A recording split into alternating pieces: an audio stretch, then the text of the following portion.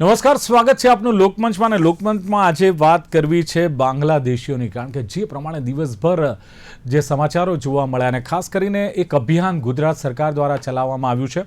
આમ તો અમિત શાહના હુંકાર બાદ હવે બાંગ્લાદેશીઓને જે પકડવાનું અભિયાન છે દેશભરમાં ચાલી રહ્યું છે, પણ ગુજરાત પોલીસ પણ એક્શન મોડમાં આવી છે અને ડેપ્યુટી સીએમ હર્ષ સંઘવીજીએ એક બેઠક બોલાવી અને બેઠકમાં ઓનલાઈન અધિકારીઓ અને રૂબરૂમાં પણ અધિકારીઓને બોલાવ્યા અને સ્પષ્ટ આદેશ આપ્યા કે સુરક્ષા સાથે કોઈ બાંધછોડ કરવામાં નહીં આવે અને એને જ લઈને જે સ્થાનિક પોલીસ છે, સ્થાનિક વહીવટીતંત્ર છે, અન્ય સુરક્ષા એજન્સીઓ છે, એક સંયુક્ત કાર્યવાહી કરી રહી છે આ બાંગ્લાદેશીઓને જે ઘૂસણખોરી થઈ છે એમને ઝડપવાની.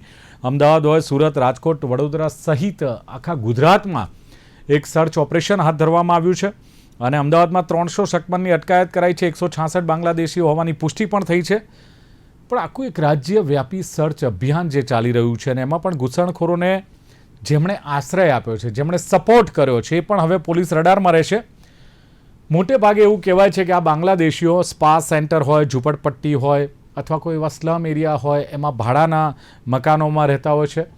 પોલીસ ત્યાં સુધી પણ પહોંચી છે, એજન્સીઓ ત્યાં સુધી પણ પહોંચી છે. બીજું કે એમની પાસે આધાર કાર્ડ હોય છે, કેટલાક દસ્તાવેજી પુરાવા હોય છે, જેમ કે રેશન કાર્ડ છે, ઇલેક્શન કાર્ડ છે, આ બધું જ એમની પાસે હોય છે અને સાથે જ નકલી આ બધા જ દસ્તાવેજી પુરાવા રાખવાના અને એને બદલે જે એમની ઓળખ આખી છે એ બદલાઈ જાય છે, નાગરિકતા એમની બદલાઈ જાય છે અને ગેરકાયદેસર જે ઘૂસણખોરી છે એની પાછળ આખું એક આંતરરાષ્ટ્રીય નેટવર્ક છે એવું પણ બહાર આવી રહ્યું છે. સ્થાનિક સ્તરે અમને સપોર્ટ મળી રહ્યો છે, કારણ કે સપોર્ટ વગર તો મેં કહ્યું એમ આધાર કાર્ડ કે પછી પાન કાર્ડ કે પછી ઇલેક્શન કાર્ડ નીકળતા નથી, રેશનિંગ કાર્ડ નીકળે નહીં. એટલે રાષ્ટ્રીય સુરક્ષા સામે આ એક મોટો ખતરો છે. તો વિપક્ષ કહી રહ્યું છે કે આ વોટ બેંકની રાજનીતિ છે.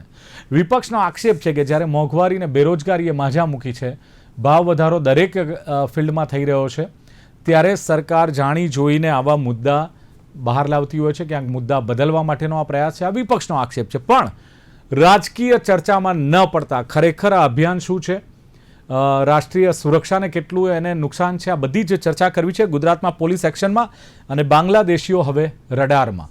ચર્ચા કરવા માટે મારી સાથે જોડાયા છે દિલ્હીથી વિશ્લેષક ઓમર ગાઝી છે. ગાઝી સાહેબ, સ્વાગત है आपका लोकमंच में. નમસ્કાર. ધન્યવાદ. સાથે જ આપણા રિટાયર્ડ પોલીસ અધિકારી એવા દીપક વ્યાસ મારી સાથે છે. વ્યાસ સાહેબ, આપનું પણ સ્વાગત. નમસ્તે. અને રાજકીય વિશ્લેષક ડોક્ટર જગદીશ આણેરાવ છે. આણેરાવ સાહેબ, આપનું પણ સ્વાગત છે લોકમંચમાં. નમસ્કાર, ધન્યવાદ.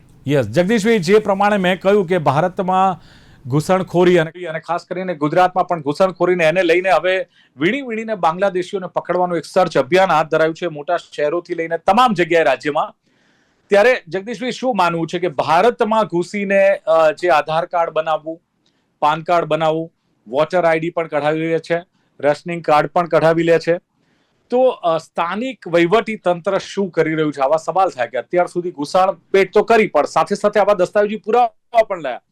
તો શું લાગે છે કે સ્થાનિક વહીવટી તંત્રએ કેટલું ધ્યાન આપ્યું આમાં લાગે છે? અને બીજું કે હવે એકદમ આ બધું સર્ચ ઓપરેશન છે, પણ પહેલેથી ધ્યાન રાખ્યું હોય તો કેટલો ફરક પડત અને જે જવાબદારો છે એમની સામે કયા પગલા લેવા જોઈએ? જગદીશભાઈ. સૌ પ્રથમ તમને આ ટોપિક લીધો બહુ સેન્સિટિવ ગણાય સુરક્ષાની રીતે પણ, એ માટે તમને ખૂબ અભિનંદન.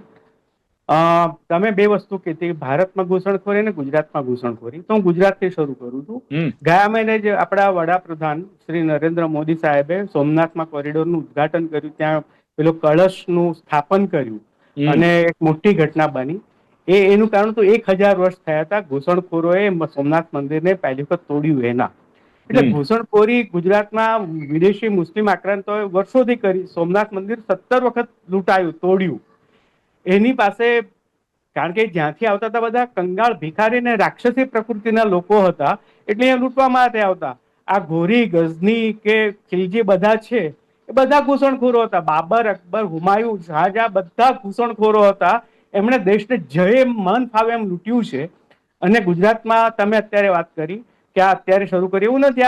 આ જો તમે જેસીપી સાહેબ, સિંઘલ સાહેબની ઇન્ટરવ્યુ સાંભળ્યો તો એમણે કીધું તો આ કન્ટિન્યુઅસ પ્રોસેસ છે.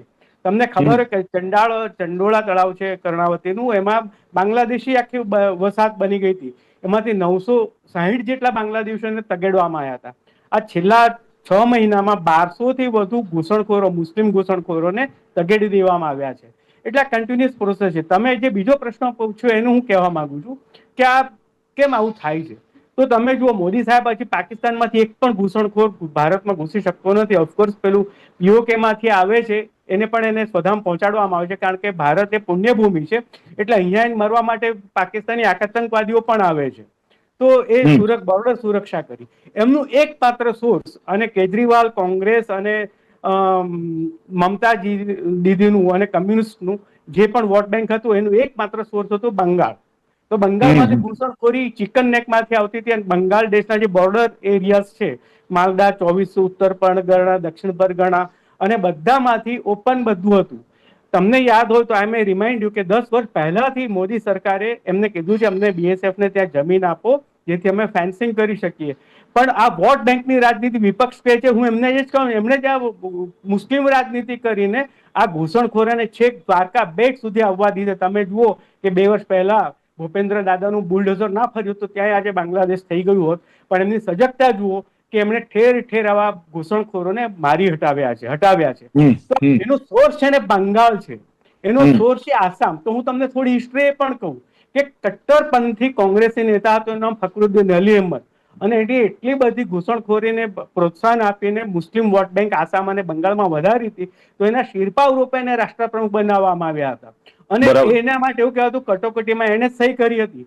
અને જ્યારે ટોયલેટમાં જાય ત્યારે પેલો પટાવાળો ઇન્દિરા ગાંધીનો હુકમ લઈને આવે તો ટોયલેટમાંથી હાથ બહાર કાઢીને સહી કરતા હતા. આવા તો ગુલામ હતા. અને આવા કટ્ટરપંથી નેતાઓ જ્યારે શાસક ઉપર આવે છે ત્યારે ઘૂસણખોરીને છૂટો દોર મળે છે. તમે જુઓ કે રાષ્ટ્રહિત જોવામાં આવે, વિપક્ષ જ્યારે જોતું જ નથી. કેજરીવાલની પણ વોટ બેંક એના કારણે જે 2 વખત ચૂંટાયા હતા દિલ્હીમાં, અને જ્યારે ધ્યાનમાં આવ્યું ત્યારે સમાજ જાગૃત થયો ત્યારે એ થયું. હવે બીજું અહીંયા એ કહેવા માંગુ, તમે જુઓ રાષ્ટ્રહિત માત્ર ને માત્ર અત્યારની સરકારના એમાં જ જોવા મળે છે. એટલા માટે જેવી સુવેન્દુ સરકાર આવી બીજા જ દિવસે એમણે બીએસએફ સાથે કરાર કરીને એને જે 600 કિલોમીટરનો એરિયા આપવાનો હતો ચિકન નેક સાથેનો, એ બોર્ડર સિક્યોરિટી ફોર્સને સોંપ્યો છે. અને બોર્ડર હાઈવે જે નિર્માણ કરે છે, રોડ ડેવલપમેન્ટ, એમને સોંપી દીધો. હવે એ બધું જ બંધ થાય. તમે જુઓ એની અસર કેટલી થઈ છે. પેલું 3D એમને આપ્યું છે, ડિટેક્ટ, ડિપોર્ટ અને ડિલીટ. તો એ જે એનું હજી શરૂ નથી થયું એટલામાં તો આ બાંગ્લાદેશી મુસ્લિમ ઘૂસણખોરોએ બિસ્તરા પોટલા લઈને ચાલવા માંડે. તમે આજે અમદાવાદની જુઓ કે વડોદરાની કે કચ્છના જુઓ, બધા બાંગ્લાદેશી, બધા હટ્ટા કટ્ટા છે. સામાન્ય ભારતીય છે ને એ ગરીબ લાગે, દુબળો લાગે. આ બધા 70 કિલોથી વજનથી વધુના જ આ 5 વર્ષોથી મોદી સરકારનું ખાઈને ભારતની સામે એ લોકો ચોરી, બળાત્કાર, લૂંટ, જગદીશભાઈ, હવે જ્યારે સર્ચ ઓપરેશન હાથ ધર્યું છે એટલે આપણે અપેક્ષા રાખીએ કે તમે જે પ્રમાણે રેડ સિગ્નલ બતાવી છે કે બહુ જ એક મોટો પ્રશ્ન છે, એની સામે હવે સરકાર એક્શનમાં લઈ રહી છે. એક મિનિટ ઉમેર દઉં. આ ડેલ્ટા હન્ટ છે ને એને કારણે પણ ફફડાટ એવો આપ્યો છે કે તમે 3-4 ગણાય પણ અરવલ્લીમાંથી પણ પકડાય છે, કચ્છમાંથી પણ પકડાય છે, આણંદથી પણ પકડાય છે, ભરૂચથી પણ પકડાય છે, સુરતથી પણ. એટલે ઇન પ્રોગ્રેસ છે. અને બધા જિલ્લાઓમાંથી મુસ્લિમ બાંગ્લાદેશી ઘૂસણખોરો પકડાશે. આ ખૂબ સારું એક સ્વચ્છતાનું અભિયાન જે મોદી સાહેબે કીધું હતું, તો આ ભારતનું પણ આ પ્રકારે વિદેશી ઘૂસણખોરોથી સ્વચ્છતાનું અભિયાન ડેલ્ટા હન્ટ, એના માટે હર્ષ સંઘવી સાહેબ, આનું જે અત્યારે joint commissioner of police ACP છે, જેસીપી શ્રી સિંઘલ સાહેબ, અને 30 જેટલી ટીમો છે, એ બધાને ખૂબ ખૂબ અભિનંદન. ચલો, બિલકુલ. વ્યાસ સાહેબ, જે પ્રમાણે વાત થઈ છે કે બહુ જ વર્ષો જૂનો આ પ્રોબ્લેમ છે ને હવે જે કહેવાય કે કેન્દ્ર સરકાર અને રાજ્ય સરકાર જે પ્રમાણે એક્શન મોડમાં આવી છે, પણ સાહેબ સવાલ એ છે કે આમની ઓળખ કરવી કેટલી મુશ્કેલ ખાસ કરીને પોલીસ માટે બનતી હોય છે. કારણ કે ઘણીવાર જો તમે જુઓ તો ભારતીય આઈડી પ્રૂફ એમની પાસે હોય છે, આધાર કાર્ડ હોય, રેશન કાર્ડ હોય, ચૂંટણી કાર્ડ મળી આવતું હોય છે. કેટલું મુશ્કેલ અથવા પોલીસ માટે આ સર્ચ ઓપરેશન કયા પ્રકારની ચેલેન્જીસ સાહેબ વ્યાસ સાહેબ આવતી હોય છે? પોલીસ પ્રજાનો મિત્ર છે. આજે આપણે આ સરસ પોલીસને એપ્રિશિએટ કરીએ છીએ. પોલીસથી નાની ભૂલ થઈ હોત તો આજે પોલીસના ઉપર છાણ આપણે એના બદનામી કરતા હોત. પરંતુ પ્રસ્તુત કેસની અંદર જ્યારે આપણે ચર્ચા કરીએ છીએ ત્યારે અત્યારે એકદમ ઇન્વેસ્ટિગેશનની જે સિસ્ટમ છે એટલી સરસ મજાની સુઘડ બનાવી દીધી છે, અને જે કર્મચારીઓ છે એ પણ એટલા એફિશિયન્ટ અને નોલેજેબલ અને ખૂબ જ જાણકાર છે.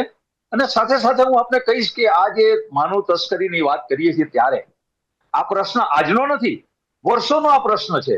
આપણી નોર્થ ઇસ્ટ બોર્ડર થી જે બાંગ્લાદેશીઓ ઇન્ડિયામાં આવે છે એ ત્યાં ગરીબાઈ છે, એવો મારો પોતાનો અભ્યાસ છે. ગરીબાઈ છે એટલે લોકો રોજીરોટી કમાવા માટે ઇન્ડિયામાં આવે છે અને ઇલીગલી ઇન્ડિયાની અંદર ઇમિગ્રન્ટ થઈને અંદર પ્રવેશ કરી દે છે.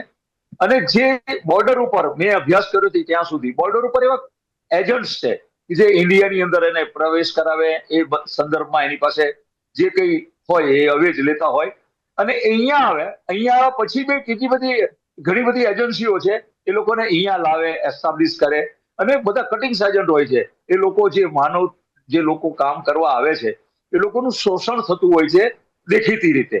એ આવે અહીં આવીને પોતાનું ચૂંટણી card, Aadhaar card, PAN card, rationing card, BPL card બધું બનાવે અને એસ્ટાબ્લિશ થાય. અને ખાસ કરીને જ્યારે આપણે આ માનવ તસ્કરીની વાત કરીએ છીએ ત્યારે આપણા સમાજની અંદર દરેકની અંદર આ ઝુંબેશ આજે ટોપિક ઉપાડ્યો તો લોકોની અંદર જાગૃત કરવાનો આપણે ટોપિક ઉપાડ્યો તો આપણી ચેનલને પણ અભિનંદન આપું છું. આપણે બધા સાથે મળીને સકારાત્મક ઉર્જા ઉભી કરવી જોઈએ. અને આ તો ખાલી આપણા સેમ્પલ છે કે આટલા પકડાયા. જો પોલીસની પાસે મલ્ટીફંક્શનલ રોલ છે, પોલીસ એટલી બધી બીઝી હોય છે કે દરેક વસ્તુમાં પૂરતો ટાઈમ આપી શકતી નથી. તો સારા વ્યક્તિઓ અને સારા જે સમાજના નેતાઓ છે, જે સમાજના શ્રેષ્ઠીઓ છે એ લોકો બહાર આવે અને દરેકને થોડા જાજા અંશે ડાઉટ બી પડે કે આ બાંગ્લાદેશી છે કે બહારનો છે કે ગેરકાયદેસર વ્યક્તિ છે કે ઇલીગલ એક્ટિવિટી કરે છે. એ સંદર્ભમાં પોલીસ સાથે સંવાદ કરીને બહાર આવે અને બધા સાથે મળીને આવા તત્વોને ઝેર કરીને, આવા તત્વોને નેસ્તનાબૂદ કરીને આપણા રાષ્ટ્રને, ભારતને ત્રીજા વિશ્વના દેશોમાંથી પ્રથમ વિશ્વના દેશ તરફ આપણે લઈ જવા માટે આપણે બધા સકારાત્મક પ્રયાસો કરીએ, કોઈના ઉપર દોષારોપણ કર્યા વિના. આપણા અંતરાત્માને જાગૃત કરીને આપણા રાષ્ટ્રનું કામ સારી રીતે કરવાનું છે. જ્યાં આપણે રહીએ છીએ માતૃભૂમિની માટે આપણે બધા કરવાનું છે. એવી સકારાત્મક આપણે બધા સાથે મળીને ઉર્જા ઉભી કરીએ તો આવતો દિવસ ભારતનો સૂર્ય મધ્યાહને હશે. ચલો, બિલકુલ વ્યાસ સાહેબ, બહુ સરસ વાત કરી કે બધા સાથે મળવું જોઈએ. માત્ર પોલીસ ડિપાર્ટમેન્ટ કે માત્ર એજન્સીઓ જ નહીં, સ્થાનિક લોકોએ પણ આને લઈને એલર્ટ થવું જોઈએ અને पुलिस સાથે तालमेल मिलाना चाहिए. गाजी साहब, अवैध घुसपैठियों के खिलाफ जो इस तरह जो कार्यवाही अभी हो रही है, सर्जिकल स्ट्राइक हो रही है, या तो कहते हैं कि बड़े पैमाने में पूरे देश भर में सर्च ऑपरेशन हो रहा है, गाजी साहब क्या लगता है कि ये घुसपैठिए देश की आंतरिक सुरक्षा के लिए कितना खतरा है और खासकर कितना जरूरी है ऐसी जो सर्जिकल स्ट्राइक अभी चल रही है वो? देखिए, राष्ट्रहित में इस तरह के जब कदम उठाए जाते हैं तो इसमें सरकार और विपक्ष के बीच कोई भी मतभेद होना का कोई भी मतलब नहीं है, क्योंकि ये हर एक की सेफ्टी के लिए ये कदम उठाया जा रहा है. मैं आपको कुछ आंकड़े बताना चाहता हूं. किसी को भी ये नहीं मालूम है कि असल नंबर क्या है जो इलीगल इमिग्रेंट्स आते हैं वहां से, घुसपैठी आती हैं बांग्लादेश से, उनका असल नंबर क्या है. लेकिन आंकड़े बताते हैं कि एक एस्टिमेट है कि 1.5 से 2 करोड़ लोग इस हमारे देश में वो इलीगल इमिग्रेंट्स हैं बांग्लादेश से. अगर इसका 50% भी सच है या इसका 10% भी सच है तो भी एक बहुत बड़ी तादाद है लोगों की जो अवैध तरीके से, इलीगल तरीके से भारत की सीमाओं के अंदर घुसे हैं.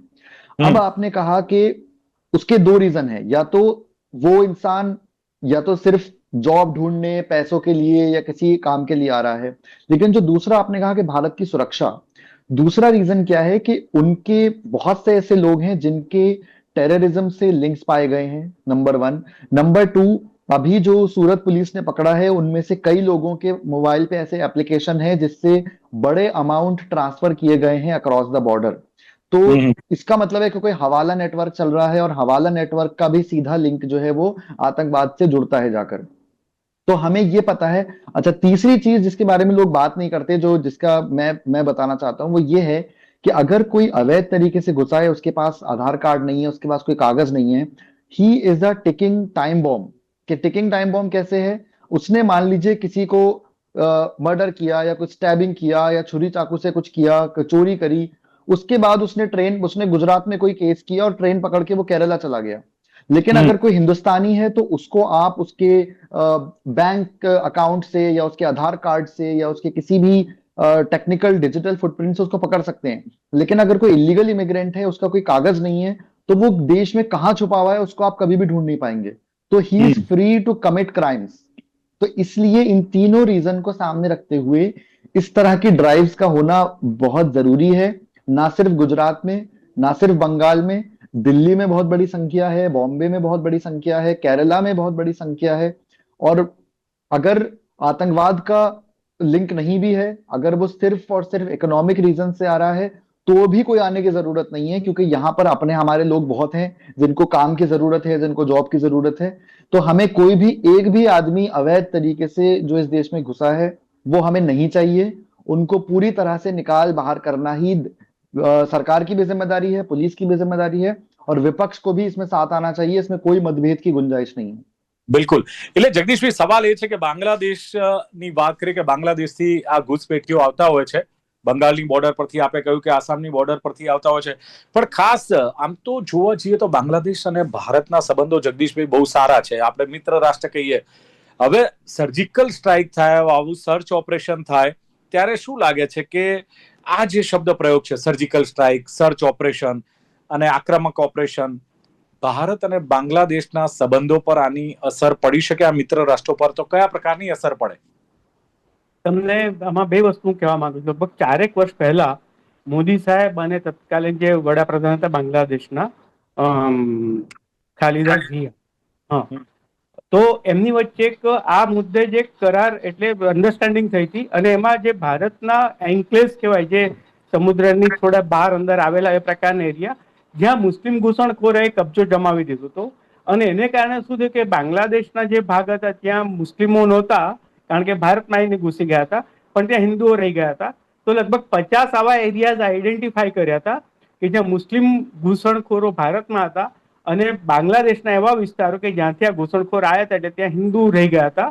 તો એમણે એક્સચેન્જ કરી લીધું હતું. એટલે જુઓ, બાય ડિફોલ્ટ કોઈ મગજમારી કર્યા વગર એ ઘૂસણખોરો બાય ડિફોલ્ટ બાંગ્લાદેશી બની ગયા, અને ત્યાંના જે હિન્દુઓ હતા જેમની ઉપર મુસ્લિમો અત્યાચારો કરતા તે ભારતીય બની ગયા. તો આ ડિપ્લોમેટિક વસ્તુ હતું. બીજું મારે એ કેવું છે, સંબંધો ભારતે જ સાચવવાના. પેલો યુનિસ આતંકવાદી હતો, હજારો હિન્દુઓની કતલેઆમ કરી, હજારો હિન્દુઓને નોકરીમાંથી કાઢી મૂક્યા, અને ત્યારે આ એક પણ વિપક્ષ વાળો બોલવા નહોતો આવ્યો.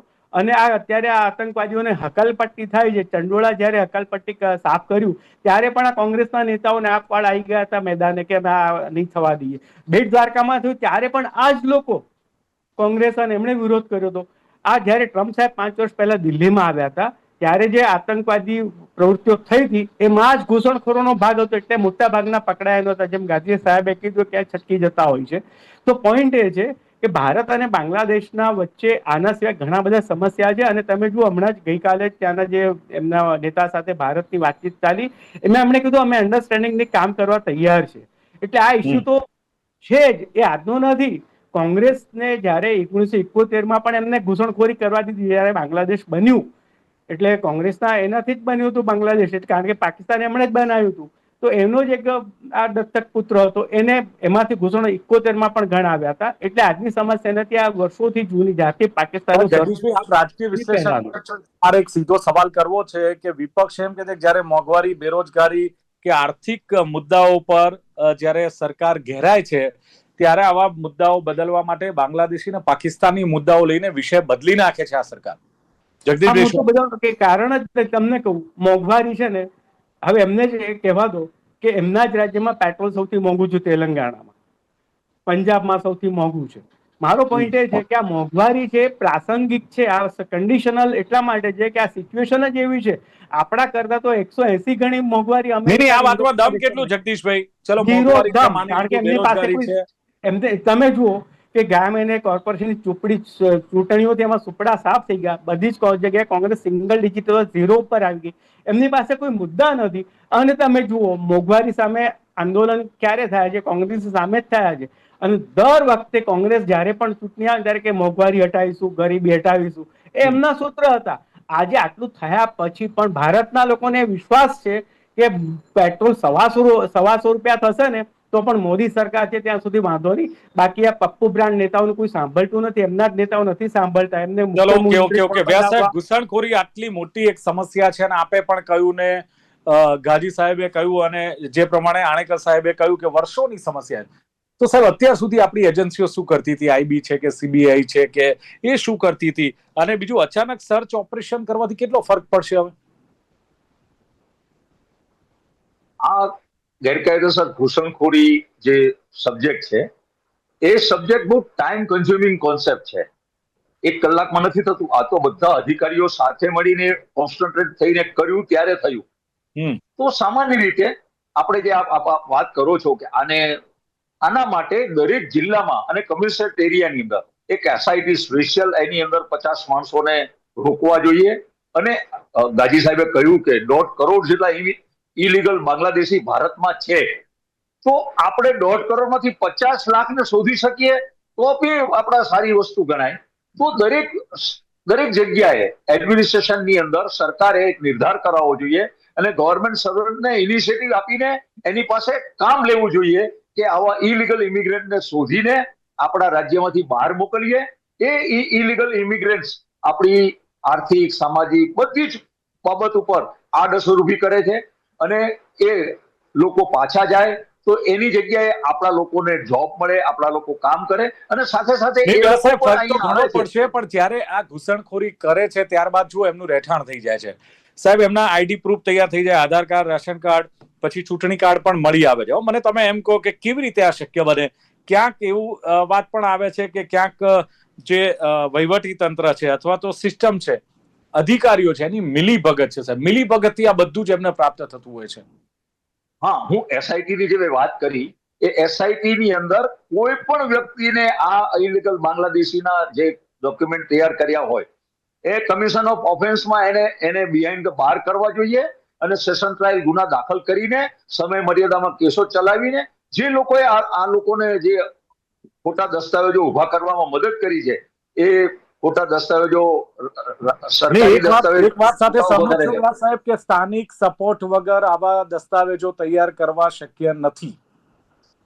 એ 100%ની વાત છે, પણ જે લોભી માણસો છે એ લોકોને એ લાલચ એ રોકી શકાતી નથી અને જેને રાષ્ટ્ર સાથે કઈ લેવા દેવા નથી, પોતે સ્વાર્થી વ્યક્તિ છે, એવા વ્યક્તિઓને કારણે આ પરિસ્થિતિ ઊભી થઈ છે. ઓકે, ગાજી સાहब, આપણે શોધીને એને બિહાઇન્ડ ધ બાર કરવા જોઈએ.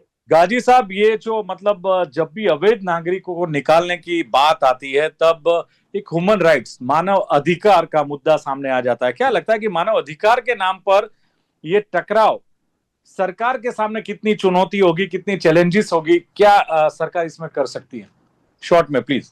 देखिए, शॉर्ट में अगर मैं कहूं, मानव अधिकार का जो ह्यूमन राइट्स का जो इश्यू इसको बनाया जाता है, मुझे लगता है कि national security is always above everything else. और हम ये नहीं कह रहे कि उनको बड़े बड़े डिटेंशन कैंप्स में या कॉन्सेंट्रेशन कैंप्स में या ऐसा कुछ हम बात नहीं कर रहे हैं. हम ये कह रहे हैं कि जो अवैध तरीके से आया उसको देश से वापस डिपोर्ट कर देना चाहिए. उसमें कोई ह्यूमन राइट्स का कोई इशू नहीं बनता है. रोहिंग्यास के बारे में भी ये ह्यूमन राइट्स का इशू बनाया जाता है कि भाई वो तो वहां से this country is not does not have open border. ये हमारे देश के अंदर जो लोग रह रहे हैं, अगर किसी ने क्राइम कर दिया, फॉर एग्जाम्पल किसी कोई आतंकवाद से जुड़ा हुआ है, उसने बॉम्ब ब्लास्ट कर दिया, तो हमारे देश के फिर उसका ह्यूमन राइट्स का क्या? उस बॉम्ब ब्लास्ट में जो लोग मरेंगे उसके ह्यूमन राइट्स का क्या? तो जो क्राइम होगा, जो हवाला नेटवर्क से, क्राइम नेटवर्क से, टेरर नेटवर्क से, और उसके अलावा जो इकोनॉमिक डिपेंडेंसी क्रिएट कर रहे हैं कि भाई जॉब लेने आ रहे हैं, हमारे यहाँ जो लोगों को जॉब चाहिए उनके ह्यूमन राइट्स का क्या?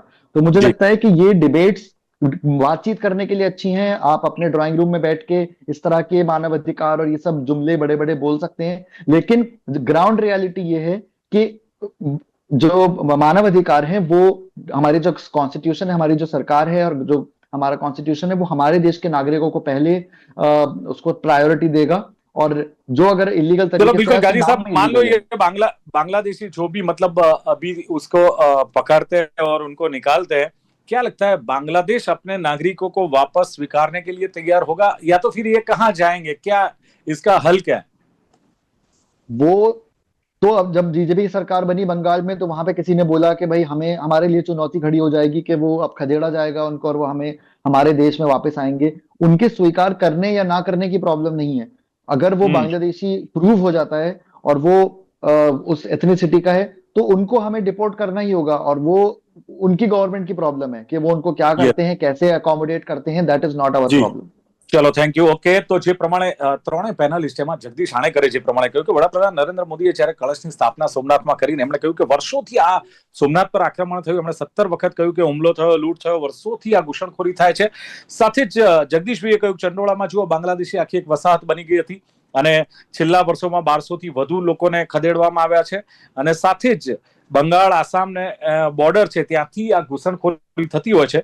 અને જગદીશભાઈએ કહ્યું એમ કે ઘૂસણખોરીને પ્રોત્સાહન મળી રહ્યું છે પણ રાષ્ટ્રીય હિત પર ક્યાંક વિપક્ષે ધ્યાન જ નથી આપ્યું. ભૂતકાળમાં પણ આ થતું હતું અને હાલની સરકારમાં ક્યાંક રાષ્ટ્રીય હિત દેખાઈ રહ્યું છે અને ડેલ્ટા હન્ટની એમણે વાત કરી કે અત્યારે પૂરી રીતે સક્સેસ છે અને ખાસ એમણે કહ્યું તે પ્રમાણે કે એક સારું અભિયાન છે, પ્રોગ્રેસ પણ જોવા મળી રહ્યો છે. અને દીપકભાઈ વ્યાસ કહ્યું એમ કે પોલીસને એપ્રિશિએટ કરવી જોઈએ, પોલીસની કામગીરી બહુ જ જબરદસ્ત છે એમનું કહેવું છે.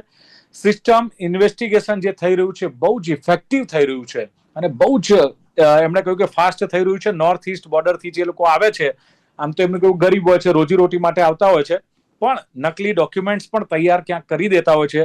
વ્યાસ સાહેબે કહ્યું એમ સ્થાનિકોએ પણ ક્યાંક એલર્ટ રહેવું જોઈએ, માત્ર એજન્સીઓ, માત્ર પોલીસ ડિપાર્ટમેન્ટની જવાબદારી નથી.